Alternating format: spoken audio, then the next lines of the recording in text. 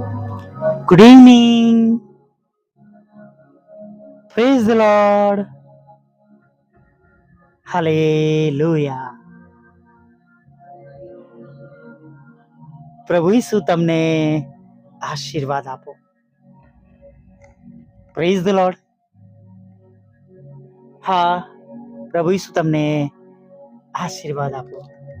ગણના 24, 25, 26 આ પ્રમાણે કહે છે કે યહોવા તને આશીર્વાદ આપો ને તારું રક્ષણ કરો. યહોવા પોતાના મુખનો પ્રકાશ તારા પર પાડો ને તારા પર કૃપા કરો. યહોવા પોતાનો મુખ તારા પર ઉઠાવો ને તને શાંતિ આપો. આમીન. Praise the lord. ખરેખર પ્રભુના વચનોમાં બહુ સામર્થ્ય છે અને અદ્ભુત દૈવી બળ આપણને પ્રાપ્ત થાય છે, શાંતિ પ્રાપ્ત થાય છે, હર્ષ પ્રાપ્ત થાય છે, હિંમત મળે છે, બળ પ્રાપ્ત થાય છે. અને માટે હંમેશા વચનો વાંચીએ વાલા મિત્રો. બાઇબલ વાંચન બહુ જ જરૂરી છે. જેટલી પ્રાર્થનાની અગત્યતા છે, જેટલો સંદેશો સાંભળવાની અગત્યતા છે, જેટલી સ્તુતિ આરાધનાની અગત્યતા છે, એટલું જ આપણા જીવનની અંદર બાઇબલ વાંચનની અગત્યતા છે. ખરેખર વાંચીએ, સમજીએ અને પાડીએ પણ. ખાલી વાંચીએ નહીં પણ એને સમજીએ અને એને પાડીએ. ઘણા બધા લોકો એની સમરી બનાવતા હોય છે, નહીં? જે કંઈ વાંચે પછી નોટમાં એ લોકો સમજે, લખે, ઉતારો કરે એનો, અને એમ પ્રભુના વચનોનું તેઓ મનન કરે. અને ખરેખર દેવ તેમના વચનો દ્વારા વાત કરે છે, હિંમત આપે છે, બળ આપે છે, સામર્થ્ય આપે છે, આપણી જગ્યાઓને શુદ્ધ કરે છે, પવિત્ર કરે છે. અને વચનમાં પ્રભુનું સામર્થ્ય છે. હાલેલુયા. વચનમાં પ્રભુનું વચન છે. હાલેલુયા. Praise the lord. અને વચનો વાંચીએ. આપણે બાઇબલમાં આપણે જોઈએ, જૂના કરારમાં તો બહુ સરસ નેહેમિયાના પુસ્તકમાં 8મા અધ્યાયમાં ત્યાં દેવના વચનોની અસર આપણે જોઈ શકીએ છીએ. લોકોએ એઝરા શાસ્ત્રીને વિનંતી કરીને કે તેઓને દેવના વચનો સંભળાવે. નહીં, લોકો એઝરાને કહે છે કે તમે ઈશ્વરના વચનો અમને સંભળાવો. અને તેઓની વિનંતીના જવાબમાં એઝરાએ વહેલી સવારથી બપોર સુધી વચનો વાંચી સંભળાવ્યા અને લોકો ધ્યાનથી સાંભળતા હતા. આગળ આપણે જોઈએ છે તો વચનની અસર જેમ જેમ વાંચવામાં આવી એમ લોકોના આમાં કેટલી બધી થઈ. અને તમે જુઓ તો જો તમે 7મી કલમ જોશો તો તે બધા ઊભા થઈને વચનો સાંભળતા હતા. ઊભા થઈને એ માનની નિશાની, ઊભા થઈને વચન સાંભળવું એ માનની નિશાની બતાવે છે ત્યાં આગળ. અને તેઓ ઊભા થઈ જાય છે. હાલેલુયા. Praise the lord. અને પછી જો તમે જુઓ, બીજી બી બાબત જુઓ તમે 6ઠ્ઠી કલમમાં, તેઓએ યહોવાની સ્તુતિ કરી અને બધા લોકોએ પોતાના હાથ ઊંચા કરીને કહ્યું, આમીન, આમીન, આમીન. હાલેલુયા. Praise the lord. તેઓએ ઈશ્વરનું ભજન કર્યું. 6ઠ્ઠી કલમમાં જ આપણને ત્યાં બધું જોવા મળે છે, નહીં? તેઓએ પોતાના માથા નમાવીને મુખ ભૂમિ તરફ રાખીને ભજન કર્યું. આ બધું વચનો સાંભળીને, એને સમજીને, એના પર ભરોસો કરીને, વિશ્વાસ કરીને આ બધી બાબતો તેમના જીવનમાં બની રહી છે. તેઓના હૃદયમાં આનંદ થયો. તેઓના હૃદયમાં અતિ આનંદ થયો. તમે 12મી કલમમાં જુઓ તો તેઓ આનંદ પામ્યા. હાલેલુયા. Praise the lord. પછી વહેંચણી પણ કરી. જો તમે 10 અને 12 કલમ જુઓ તો ત્યાં પોતાના માટે જે ખોરાક તૈયાર કર્યો હતો તેમાંથી બીજાઓને હિસ્સો આપ્યો ને મોકલી આપ્યો. Praise lord. કેટલી ગજબની બાબત છે કે જ્યારે વચનો વાંચવામાં આવે છે ત્યારે જીવનો બદલાય છે, હૃદય બદલાય છે, આનંદિત થાય છે, દુઃખ દૂર થાય છે, શાંતિ પ્રાપ્ત થાય છે અને પ્રભુનો પ્રેમ અને પ્રભુનો પ્રેમ આપણામાં જાણે દેખાય છે. જેમની પાસે જે હતું એ તેઓ વહેંચે છે. હાલેલુયા. Praise the lord. ને ખરેખર વચનમાં બહુ સામર્થ્ય છે. હાલેલુયા.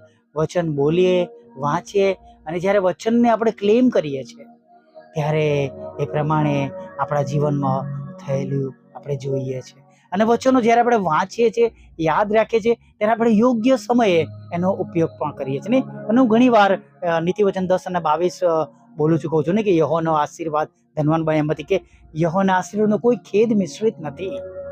અને જ્યારે આપણે વચન પ્રમાણે આપણે કબૂલ કરીએ છીએ ત્યારે ખચિત રહેલો ખેદ પણ દૂર થાય છે. હું ઘણી વાર કહું છું કે આપણા ઈશ્વર તો જબરા પાણીમાંથી રસ્તો કરનારા ઈશ્વર છે, જેમ યશાયા 43 લખવામાં આવ્યું છે એમ. અને જ્યારે આપણે પ્રાર્થના કરીએ છીએ અને કબૂલ કરીએ છીએ ત્યારે આપણા જીવનમાં જ્યારે કઈ રસ્તો હોતો નથી, કોઈ માર્ગ નથી અને ત્યારે માર્ગ મળે છે. હમણાં મેં વચ્ચે 1-2 દિવસ પહેલા જ કહ્યું હતું નહીં કે આર્ટ્સ કોલેજની અંદર હસવું આવે એમ કે આર્ટ્સને અને મેનેજમેન્ટને શું નિસ્બત. અને આર્ટ્સ કોલેજની અંદર હોટેલ મેનેજમેન્ટનો કોર્સ શરૂ થયો. હું પ્રભુને કહેતો હતો કે પ્રભુ હવે મારું શું થશે? આ શહેરમાં તો કોઈ હોટેલ મેનેજમેન્ટ કોલેજ નથી.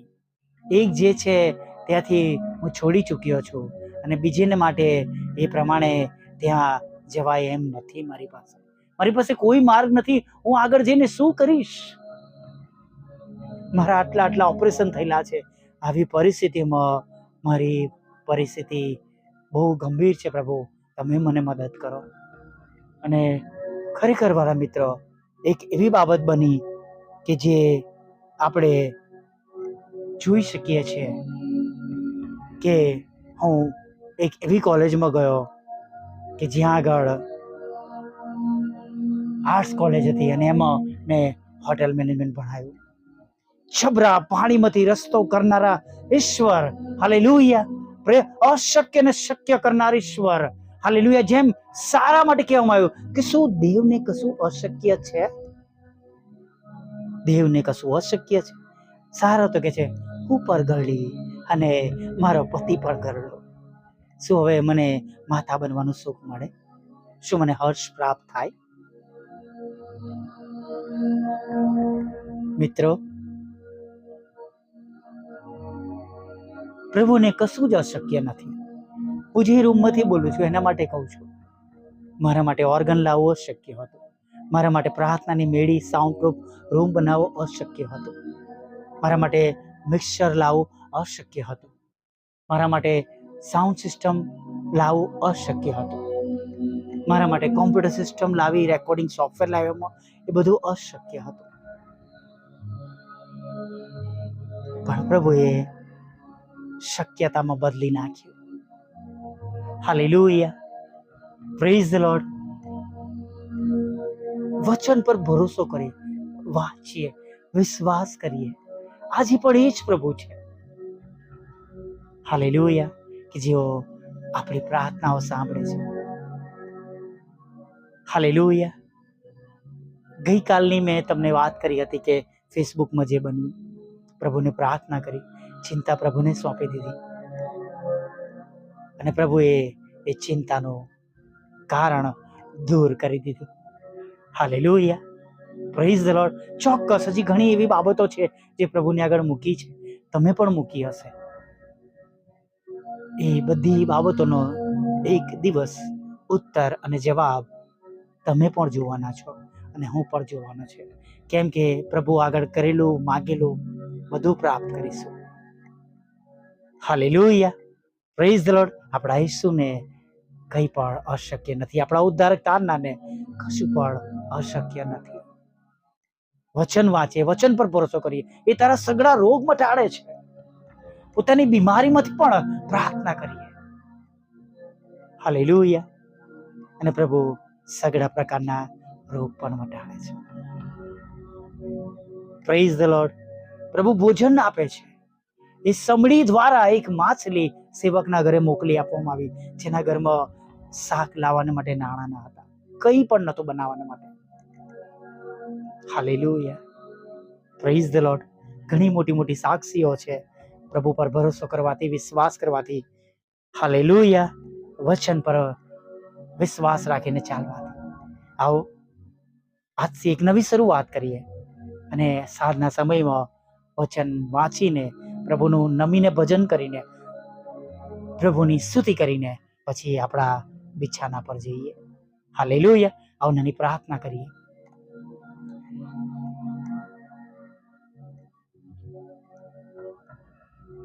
વલ્લા પ્રભુ, અમે તમારી સ્તુતિ કરીએ છીએ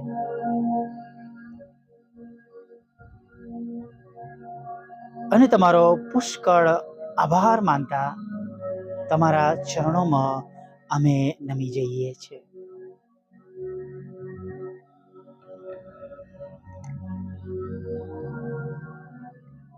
થેન્ક યુ પ્રભુ, થેન્ક યુ પ્રભુ.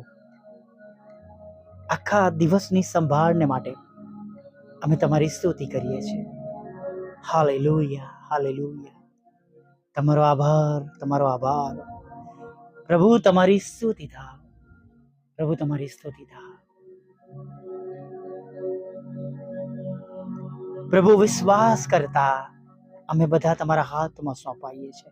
જેમ તમારું વચન કહે છે કે હું ઈતરું કરનારા તથા બહારથી લદેલા આવો, તમે સગડા મારી પાસે આવો ને હું તમને વિશ્રામો આપીશ. બોજથી લદાયેલા પ્રભુ અમે સગડા, બહારથી લદાયેલા અમે સગડા પ્રભુ, અમે અમારો બધો ભાર તમને સોંપી દઈએ છીએ. અમને તમારી શાંતિ આપો, અમને હસાવો, અમને તમારો પ્રેમ આપો, અમને તમારો આનંદ આપો. અને જે કંઈ પ્રભુ હમણાં અત્યારે તમારા બાળકોને જરૂર છે તે પ્રમાણે તમે સગડું આપો એવી પ્રાર્થના કરીએ છીએ.